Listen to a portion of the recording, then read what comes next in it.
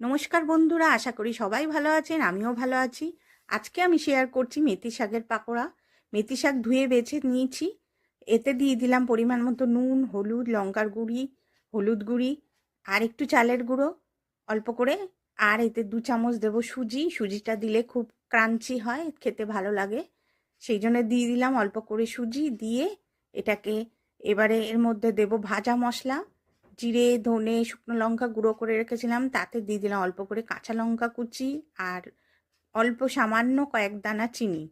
দিয়ে এটাকে ভালো করে মাখবো। তারপরে দেবো এতে একটু গোটা জিরে, দিয়ে আবার একটু মেখে নিচ্ছি। তোমরা হাত দিয়েও মাখতে পারো। মাখা হয়ে গেছে অনেকটা।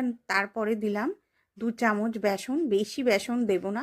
দিয়ে একটু ভালো করে হাত দিয়েই মেখে নিলাম। দিয়ে তেল গরম হয়ে গেছে, আমি সর্ষের তেল দিয়েছি। আর এরকম ছোট ছোট গোল গোল করে আমি পাকোড়া ভেজে নিচ্ছি। আমি লো ফ্লেমেই ভেজেছি, তাহলে ভাজাটা ভালো হবে। এই পাকোড়া তোমরা মুড়ি, সন্ধ্যেবেলা মুড়ি চায়ের সঙ্গেও খেতে পারো, নাহলে পাতলা ডাল দিয়ে, ভাত দিয়ে, গরম ভাতের সঙ্গে দুর্দান্ত লাগে খেতে। তো 2 রকমভাবেই এটা খাওয়া যায়। আর মেথির তো গুণের শেষ নেই। ফ্যাটি লিভার এবং ডায়াবেটিস সারায় এই মেথি শাক। আর মুখে অরুচি হলে, জ্বর হলে অনেক সময় মুখে অরুচি হয়, খেতে ইচ্ছা করে না, তো এই পাকোড়া খেয়ে দেখো, মুখের স্বাদ অনেকটাই এসে যাবে।